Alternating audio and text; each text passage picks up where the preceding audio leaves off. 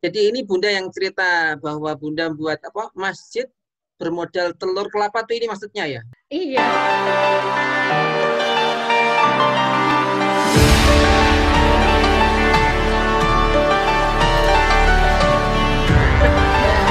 Siap ya? Siap, bismillah. Oke, bismillahirrahmanirrahim. Assalamualaikum warahmatullahi wabarakatuh. Pemirsa dimanapun berada, Waalaikumsalam alhamdulillah. warahmatullahi wabarakatuh. Ya, pemirsa dimanapun berada, alhamdulillah berjumpa kembali dengan saya Hasan Al-Qudsi di program Sadar. Program Sadar adalah program satu ayat dalam renungan, ya, satu ayat dalam renungan. Jadi ceritanya Bunda, program ini memang kita laksanakan tujuannya untuk memasyaratkan Al-Quran kepada masyarakat sehingga mereka terinspirasi dari kisah-kisah nyata bagaimana Al-Quran itu mampu memberikan pengaruh dalam kehidupan seorang Muslim. Baik, gimana kabarnya Bunda, sehat ya? Alhamdulillah, luar biasa. Ini kemana saja ini? Sibuk sekali masih ya? Atau di rumah saja ini? Iya, di rumah itu sekali setiap hari juga masih aktivitas biasa seperti biasa, ngajar lewat daring, kemudian di sela-sela waktu mengajar pagi sampai siang itu masih ngurus ke pondok. Ini pondok ini udah mulai kita tarik ke pondok ini yang di rumah ini supaya nggak kelamaan di rumah. Iya, Karena betul. kalau santri kelamaan di rumah, nanti mereka hafalannya hilang. Baik, pemirsa. Di rumah itu mereka bebas pegang gadget. Iya, betul. Baik pemirsa, ini mungkin sebagian belum kenal ya. Kalau di Solo beliau insya Allah sudah banyak yang mengenalnya. Makanya kita akan memperkenalkan dulu tamu kita. Sebelumnya saya mengucapkan terima kasih Bunda. Ya, terima kasih sekali atas waktunya yang begitu mahal ya. Mau bagi dan sharing. Beliau ini kalau kita kenalnya sih Bunda Lia Taufik ya. Kita kenalnya Bunda Lia Taufik. Dan beliau ini alhamdulillah merek dagang. aktif sekali dalam apa namanya kajian-kajian ibu-ibu, emak-emak lah kalau bahasa sekarang ini. Nah, beliau ini memiliki nama aslinya adalah Ibu Siti Imsyawati. Imsyawati. Maaf ya. Ibu. Imsya lahirnya Ustaz. Oh, pas imsak itu ya. Oh, Masya Allah. Yeah. Jadi Siti Imsyawati Maulidia, STMkom. Oh, ini beliau ini ahli komputer nih, berarti komunikasi ya Bunda ya. Kemudian ternyata beliau ini banyak sekali keberkahan yang Allah berikan kepada beliau pemirsa. Saya akan sampaikan ya ini ya. Beliau ini adalah owner daripada LT Jewelry. Apa itu Bunda LT Bunda? Ya itu tadi, itu merek dagang itu tadi. Mestinya kalau nama kan Lia Ibrahim ya. Lia Taufik. Oh iya. Kalau merek kalau nama kan kalau nama mestinya kan Lia Ibrahim ya. Kalau nama mestinya Lia Ibrahim ya. Ini karena merek dagang jadi Lia Taufik. Oke. Ini Bunda apa namanya mendesain sendiri atau gimana ini Bunda? Bisa cerita sebentar ini sebelum nanti masuk ke tema kita. Iya. Baik, ini saya menggeluti perhiasan ini 20 tahun yang lalu. Jadi ini perhiasan itu kan iya, itu asalnya itu memang dari coba-coba karena melihat ada bentuk perhiasan seperti itu orang mau membelinya mahal, padahal kok saya melihatnya kok nggak suka ya. Terus saya ditantang sama bapak mertua saya. Terus yang kamu suka yang bentuknya kayak apa? Memang ini boleh dirubah, saya bilang kayak gitu. Boleh, rubah aja sesuka kamu. Ya, saya rubah sesuka saya. Kemudian saya dipanggilkan tukang sama bapak mertua. Ini anak saya bikin seperti ini, gambar seperti ini mau dibikin. Bisa nggak? Tukangnya bilang, agak sulit tapi saya coba. Ternyata jadi, bisa. Dan bentuknya itu kok unik. Kamu suka kalau seperti ini? Suka. ternyata apa yang saya rubah itu yang laku. Jadi oh, Bapak Masya juga Allah. bilang, berarti kamu memang berbakat agak untuk merubah-rubah, sukanya merubah. Merubah Nah, dalam itulah kebaikan, kemudian itu insya yang Allah. jadi merek dagang saya. Oke. Nah, di samping itu juga ternyata Bunda ini Iya. dosen informatika di Fakultas MIPA, gitu Bunda. Sejak kapan tuh Bunda?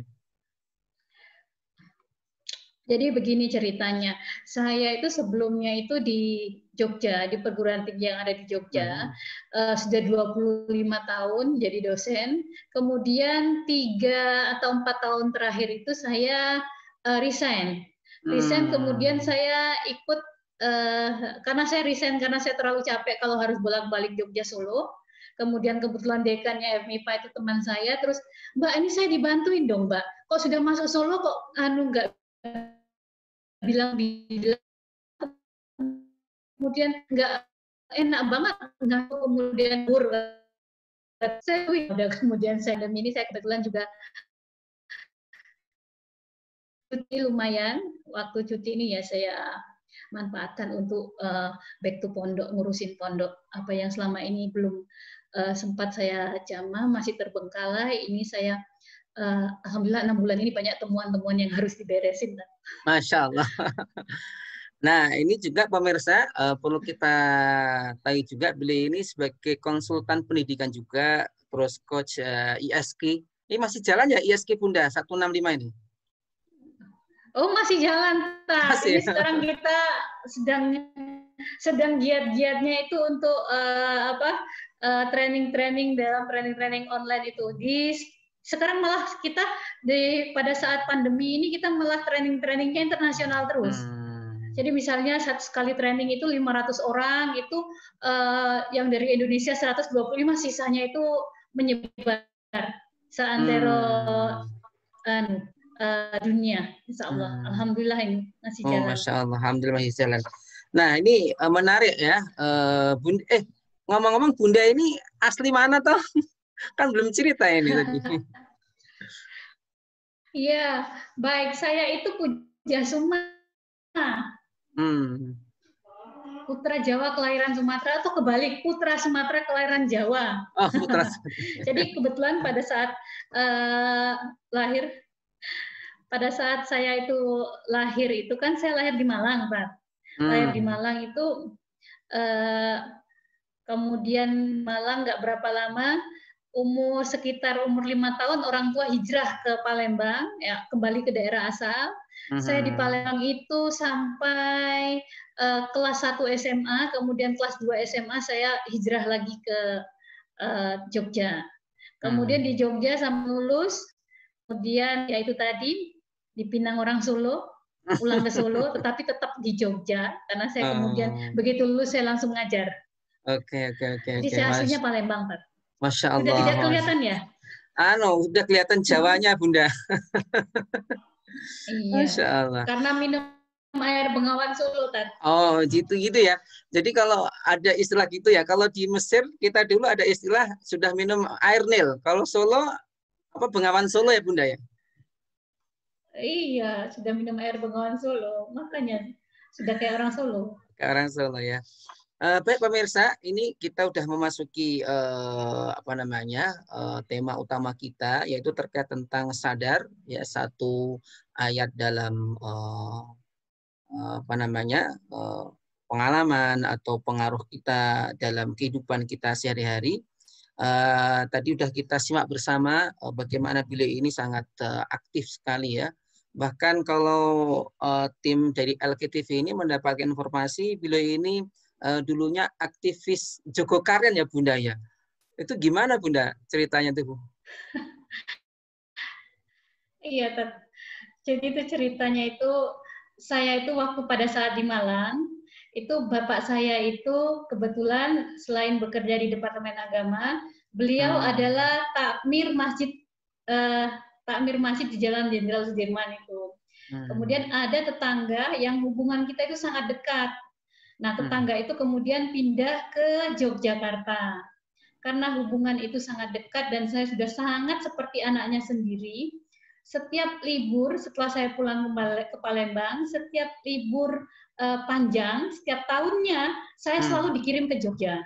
Dan tempat tinggalnya bapak angkat saya itu, saya manggilnya Pak Dekasman, itu di Jogokarian. Dan beliau juga masuk dalam pengurus Masjid Jogokarian. Otomatis dari umur 8 tahun, 9 tahun, saya sering main di masjid itu. Sampai kemudian setiap tahun saya ke sana.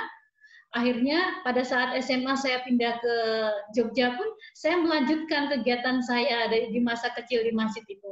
Sampai kemudian kita lah yang pada saat itu merintis ada suguhan di hari Jumat untuk yang selesai sholat Jumat. Itu gara-garanya itu kalau nggak salah tetangga panen jambu, tetangga itu panen jambu, kemudian kita bingung jambu sebanyak itu mau diapain. Akhirnya kita bikin stok jambu, kita patungan untuk beli gulanya, gula pasir. Kemudian kita rebus jambu itu, kita potong-potong, kita rebus, kita bikin stok jambu. Kemudian stok jambu itu kita masukkan dalam jimbleng ya kalau nggak salah itu ya, yang panci yang gede itu. Sama kita bawa gelas rumah masing-masing. Jadi setiap orang yang selesai sholat kita kasih minuman itu. Dan satu lagi, ini benar-benar inspirasi. Jangan pernah melarang anak bermain di masjid. Karena dari kecil saya sudah terbiasa bermain di masjid. Masjid sekitar Jogokarian itu saya kenali seluk-beluknya. Jadi saya tahu, karena kita suka bermain di masjid, kita tahu apa yang bisa kita lakukan di masjid ini. Pertama kali ada kegiatan-kegiatan remaja di sana belajar. Kan setiap tahun itu kalau mau kenaikan kelas, orang tua bingung anak-anak mau belajar di mana. Pada saat itu les belum banyak. Akhirnya kita ngumpul di masjid untuk belajar bareng. Segala sesuatu itu kita lakukan di masjid. Luar biasa. Sampai kemudian kalau kita mendengar ada teman kita yang sakit atau siapa yang sakit, kita patungan dari uang remaja masjid tadi untuk membantu berobat dan lain sebagainya. Itulah pertama-tama mulai kegiatan-kegiatan di Masjid Jogokarian. Dan alhamdulillah sekarang ternyata dari apa yang dulu itu anak-anak muda atau anak-anak kecil yang umurnya berapa ya, dari umur 8 tahun, 9 tahun, kemudian remaja itu mereka berkumpul di masjid, kemudian melihat segala sesuatu yang bisa mereka lakukan untuk apa yang ada yang dibutuhkan oleh jamaah masjid. Itulah yang membuat kemudian Masjid Jogokarian itu pada saat ini itu sangat makmur, dan alhamdulillah semua kegiatan itu berpusat di masjid. Itu tahun berapa itu Bunda? Mulai Ibu Bunda aktif itu? Saya lupa ya. Pokoknya pada saat itu saya umur 8 tahun itu udah main di Masjid Jogokarian. Masya Allah. Main di masjid tapi itu pada saat setiap libur saja.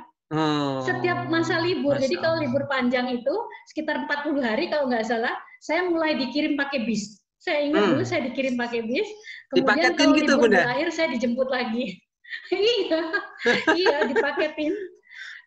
Dan saya sangat asik bermain di sana. Dan itulah kemudian karena kita teman-teman sesama teman masjid itu nggak tahu laki-laki perempuan, pokoknya semua ngumpul di sana remaja masjid. Itulah kemudian timbul kegiatan-kegiatan yang membuat kebersamaan kita itu menjadi bermanfaat. Insya Allah untuk sekitar masjid. Dari Bunda, ini terkait tentang program Kita Sadar ya, satu ayat dalam renungan. Kira-kira dalam kehidupan Bunda ini ya, boleh mungkin sejak awal kenal bagaimana aktivitas keislaman, kemudian juga ketika sekarang dewasa ini, mungkin kan ada orang mungkin awalnya kenal ayat ini dia menginspirasi, terus ketika dia sudah dewasa atau ada ayat lain menambah dorongan. Nah, kira-kira ayat apa aja itu Bunda yang sampai sekarang itu merasa Bunda itu terinspirasi betul? Silakan Bunda ceritakan Bunda. Baik, sesungguhnya kalau saya cerita tentang ayat ini, saya tuh tidak tahu ya bagaimana ya, kenapa kok setiap saya menghadapi momentum-momentum ini saya diketemukan lagi dengan ayat ini. Jadi ceritanya dulu ya kembali lagi ke masa kecil. Jadi zaman saya ya umur 8-9 itu kan saya itu badannya itu kering, kurus. Nggak kayak sekarang ya. Itu kan nggak kayak sekarang kan ini seger gede ya. Zaman itu masih pada saat saya masih kecil itu saya sangat kurus, sehingga teman-teman saya itu sering membuli. Sering membuli dengan apa, kalau dulu tuh bilangnya, oh cungkring itu. Jadi saya tuh kadang-kadang kalau dibully itu sedih. Saya makan yang banyak, tetapi saya besoknya tuh melihat saya nimbang badan saya nggak nambah. Jadi saya tuh sedih. Saya merasa pada saat itu apa yang dikatakan teman-teman itu benar-benar menyakitkan hati. Sampai dibilang kok kurang gizi katanya gitu. Terus gitu kemudian saya coba, ya itu tadi kenapa saya sukanya kemudian kalau liburan itu pulangnya itu ke Jogja. Di Jogja itu saya ngumpul sama teman-teman.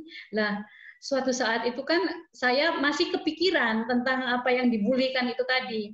Nah, guru ngaji kami pada saat itu melihat, Lia kamu kenapa kok diam aja? Saya saat itu lagi mikir, kenapa badanku kok nggak gemuk-gemuk. Jadi saya tadi cerita tentang apa? Saya nggak bisa jawab, saya sedang melamun. Terus akhirnya karena saya nggak bisa jawab kan teman-teman saya pada ngejekin semua pakai bahasa Jawa, sedangkan saya kan orang Sumatera. Kowe ket mau menang wae ngelamun wae kowe ngopo kowe kan. Dasar kuru ngono kowe. Kuru mikir kayak kuru gitu. Terus setelah selesai dari kajian itu, kemudian ustadznya ini tadi mendekati saya. Kamu ngopondok, kowe ngopondok.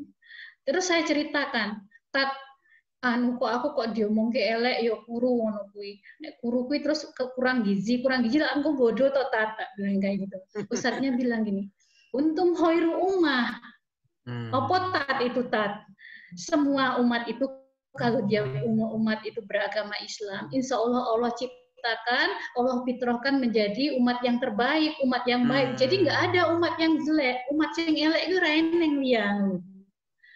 Jadi aku yo ora elek, Tat. Enggak ada yang jelek. Lah kuwi kanca-kancamu kuwi Tat kok bilangin saya jelek, saya kurus. Loh, itu sebenarnya mereka juga orang baik, cuma mereka belum mengenali fitrahnya. Itu Tat. Anak kecil diajak ngomong seperti itu, saya sebenarnya belum mudeng-mudeng banget. Iya, betul. Kemudian bergulir sampai kemudian saya masuk ke dunia SMA. SMA kan saya hijrah dari Palembang, hijrah ke sini karena saya merasa nyaman tinggal di Jogja di lingkungan teman-teman saya di Masjid Jogokarian. Saya merasa enak di sana. Kemudian saya merasa diterima dan itulah di SMA itu juga saya merasa setiap saya ketemu permasalahan mesti ketemu dengan ayat ini lagi. Kuntum khairu ummah. Gitu. Sampai kemudian saya kuliah juga di Jogja. Semester pertama itu saya sudah masuk kader dakwah. Pelatihan pertama itu dibuka dengan ayat tersebut, Ketemu lagi saya dengan ayat ini. Padahal jadi itu setiap saya dipertemukan dengan ayat ini, kondisi saya saat itu selalu sedang drop. Jadi selalu saya ditemukan dengan ayat ini, dan ayat ini selalu memotivasi saya untuk ingat, oh iya saya itu bukan biasa yang elek gitu loh. Saya itu umat yang terbaik itu mengajak yang kebaikan, kemudian menolak hal-hal yang buruk. Selalu itu yang saya ingat. Masya Allah. Sampai kemudian jadi merinding Bu ini Bu. Luar biasa ya. Terus lanjut Bu. Jadi pada saat KKN itu juga begini. Jadi KKN saya itu di daerah Ciren, Triharjo, Bantul. Itu daerah itu Islamnya pada saat itu belum begitu banyak. Jadi mereka ya kalau ditanyain di KTP-nya beragama Islam, sholat ya mereka ya lebaran, kalau lebaran, atau pada saat Ramadan mereka sholat. Kenapa kok tidak sholat? Kenapa kok harus tidak ke masjid Jumatan juga masih banyak yang di sawah? Kenapa Pak kok tidak Jumatan? Yang kini reneng masjid, Mbak. Masjid tebih, masjidnya itu jauh. Masjidnya itu harus ganti dusun, gitu harus ke balai desanya tetangga. Loh, di sini nggak ada toh Pak. Belum ada wong gini pucuk kok.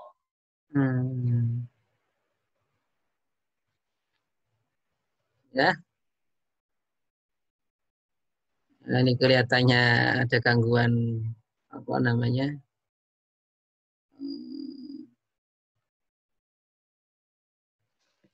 Halo?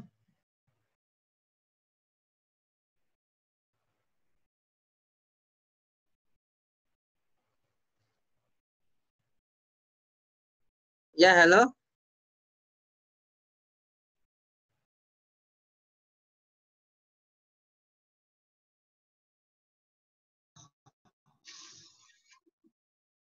Halo Bunda. Lanjut. Ya. Agak putus tadi. Ya, baik. Iya. Kemudian saat itu saya mencoba mencari-cari kira-kira apa yang bisa dilakukan untuk momentum ini tadi, untuk membangun masjid ini tadi. Saya ketemu dengan pasang suami istri yang mereka tidak mempunyai anak. Halaman pekarangan mereka cukup besar pada saat itu. Dan untuk seukuran ditinggali oleh 2 orang, itu pekarangan itu dan rumah mereka saya rasa lebih dari cukup untuk dibangun masjid. Akhirnya saya sering ke sana, setiap hari saya ke sana, ngobrol dengan ibu dan bapak itu tadi, ngobrol tentang bagaimana pengetahuan apa yang mereka ketahui tentang Islam, tentang agama, tentang spiritual mereka, keseharian mereka itu seperti apa. Setiap hari ke sana. Kalau saya di sana, saya selalu bawa mukena. Terus saya bertanya, ayo kita sholat bareng-bareng. Aku duwe mukena. Ya udah, ini saya bawa mukena Bu, ayo kita sholat bareng-bareng. Loh, kan duemu sih, saya bawanya 2 Bu, saya bilang gitu. Kemudian kita sholat di sana. Bapak datang.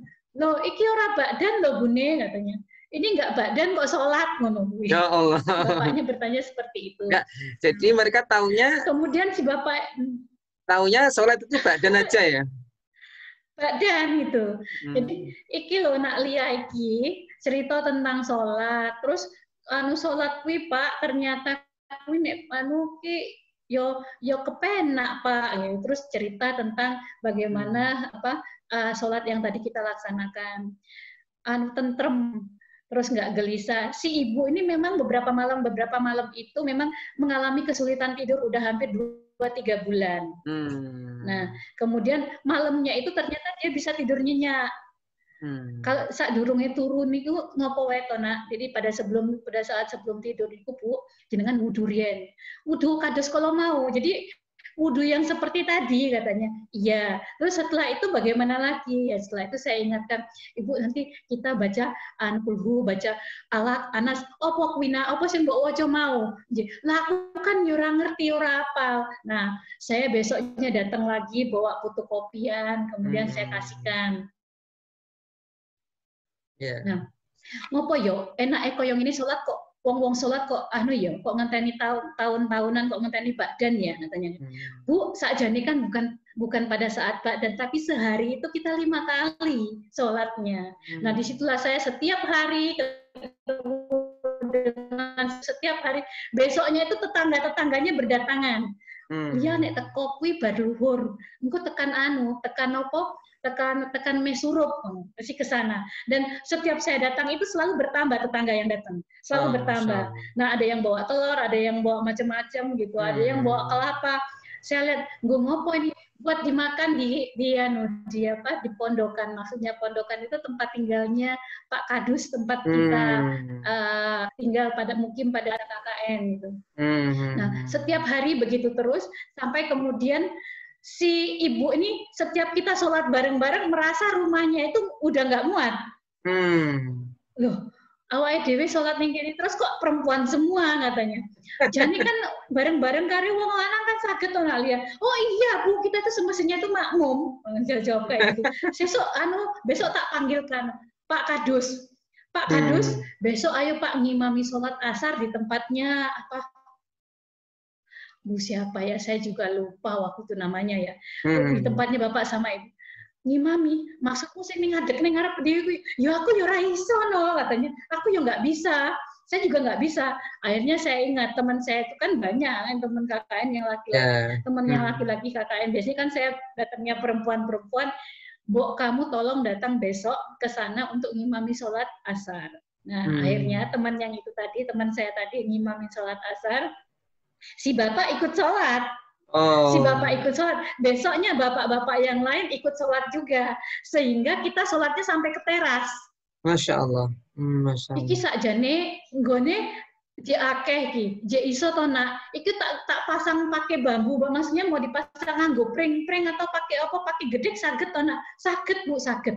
Akhirnya kita pakai gedek dan pakai pring di atasnya. Kemudian si ibu ini berpikir, ngopo nak digawe permanen wae to nak, gimana caranya membuat mie permanen? Oh ya bisa Bu, tapi kita butuh dana untuk itu. Nah, saya berpikir, wong program kerja KKN itu kan 3 bulan, cuma 3 bulan. Kita sudah jalan 1 bulan. Apa yang bisa kita lakukan supaya masjid itu, surau itu terbangun di Desa Ciren ini? Akhirnya itu tadi, saya berpikir kalau setiap hari saya itu bawa telur sama bawa kelapa, pulang untuk ke pondokan, kenapa nggak ini saya jual saja? Jadi, saya jual saja. Jadi akhirnya ini, bukan cuma toh. Jadi ini Bunda yang cerita bahwa Bunda buat apa masjid bermodal telur kelapa tuh ini maksudnya ya? Iya, jadi telur dan kelapa. Dan alhamdulillah kita membawa telur dan kelapa itu kan kalau kita jual di pasar di sekitar sana itu murah. Nah setiap hari itu mesti ada teman yang entah teman dusun atau teman tetangga dusun yang dari KKN itu yang pulang ke kampus untuk melakukan minta tanda tangan dosen pembimbing dan lain sebagainya atau aktivitas yang lain. Selalu saya titipi telur sama kelapa. Itu tadi sama kelapa tadi. Pokoknya yang ada yang pulang ke Jogja harus bawa telur sama kelapa.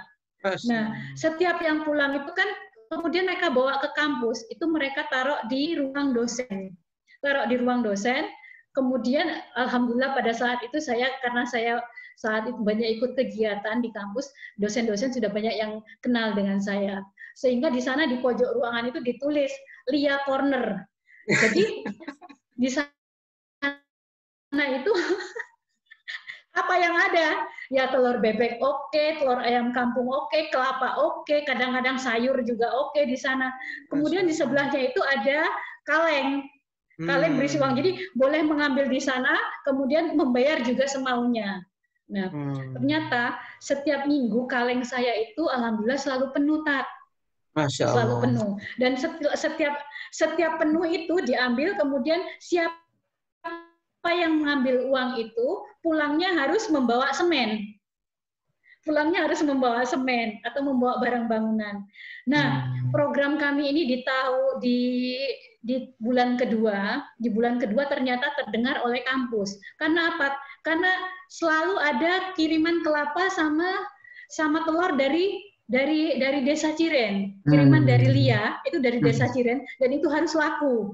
Kalau nggak laku nanti temannya tadi nanti pulangnya itu dapat hukuman gitu. Dosen pembimbing kemudian sampai ke Pak Rektor. Pak Rektor kemudian berpikir untuk mencoba membantu program ini. Nah, tanpa setahu kita ternyata Pak Rektor tuh sidak ke Desa Ciren dan pada saat itu kita barusan selesai sholat di rumahnya Pak siapa itu ya, Pak Mustadi atau Pak siapa kalau nggak salah. Nah, di sana kemudian Pak Rektor melihat oh ternyata ini yang sedang diperjuangkan oleh anak-anak KKN. Nah, Pak Rektor kemudian coba kamu bikin proposal ya katanya. Besok proposal saya tunggu jam 10 di kantor. Saya malam itu ngebut bikin proposal, kemudian besok paginya saya dengan beberapa teman sudah proposal itu kantor dengan estimasi biaya yang kita butuhkan supaya masjid itu kalau nggak salah 8 kali 12 itu bisa jadi. Surau itu bisa jadi.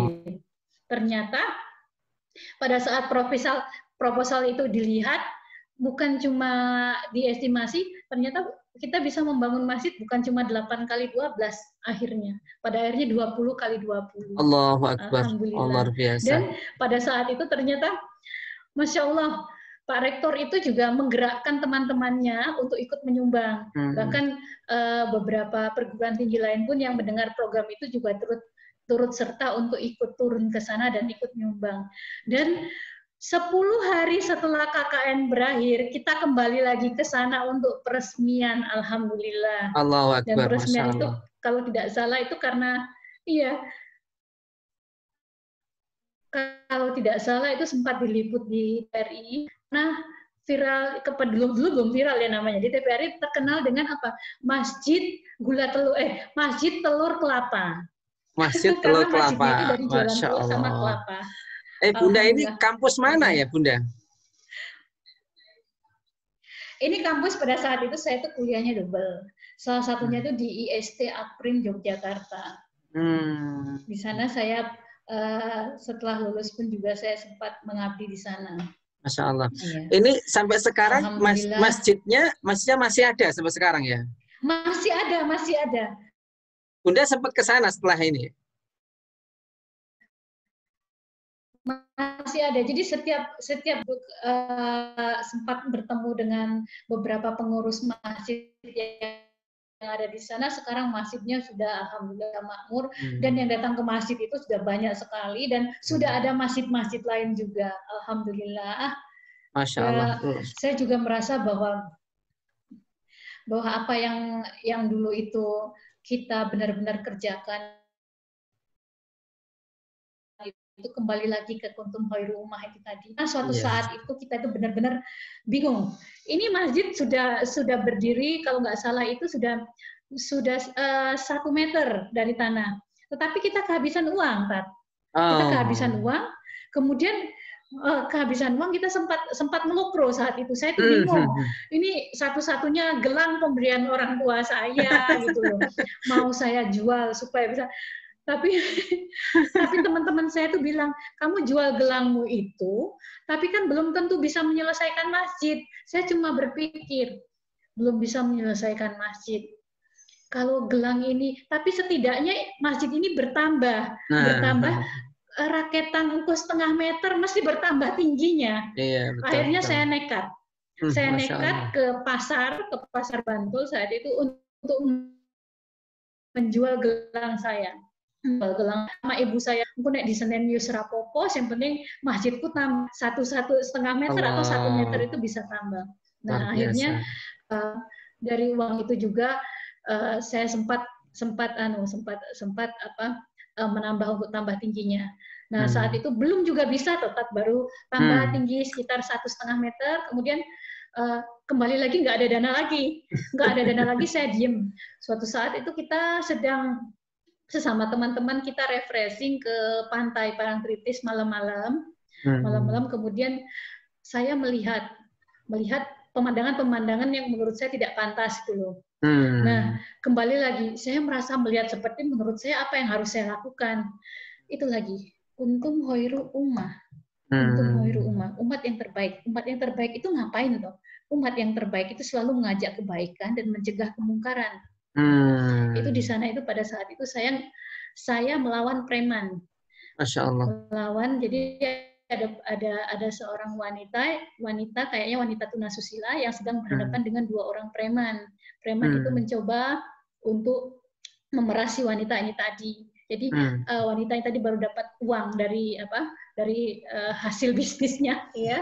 Kemudian diikuti sama preman tadi, dan saya melihat itu dan saya mencoba untuk mencegah preman itu.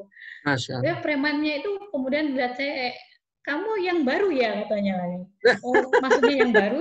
Apa yang baru? Saya juga saya bilang, itu si Mbak itu sampai melakukan hal seperti itu, dia butuh uang untuk makan anaknya. Saya bilang, kok kamu tega seperti itu?